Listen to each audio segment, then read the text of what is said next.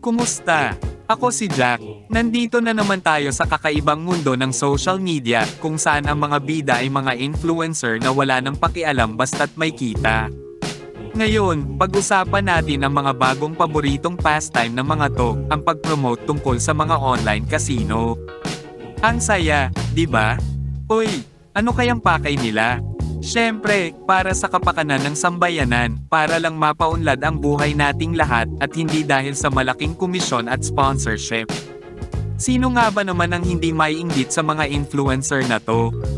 Wala kang maririnig kundi, uy mga Bex, subukan nyo na itong bagong online casino, promise legit ito. At syempre, may kasama pang 10% discount code. Wow, ang saya! Di bale nang malubog sa utang, basta may discount, sold na tayo. Ang mga influencer na to, sinisigurado nilang maayos ang lahat. Meron pang tutorials kung paano mag-register, paano mag-cash in, at syempre, paano mag-cash out kung mananalo ka. Pero teka, paano nga ba mananalo kung puro talo?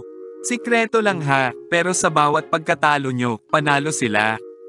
Oh, di ba? Ang galing! Kaya't kung gusto mo ng bagong hobby na puno ng excitement at financial instability, sundan mo lang ang paborito mong influencer.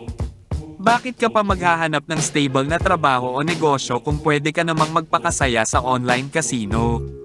At ang pinakamalupit sa lahat, ang mga influencer na to, sobrang convincing.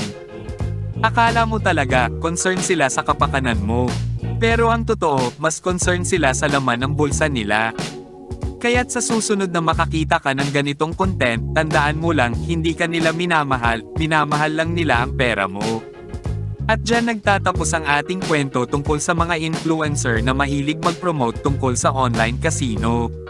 Salamat sa pakikinig, at sana'y huwag niyong kalimutang isipin ang inyong kapakanan. Hanggang sa susunod na kabanata, mga kaibigan.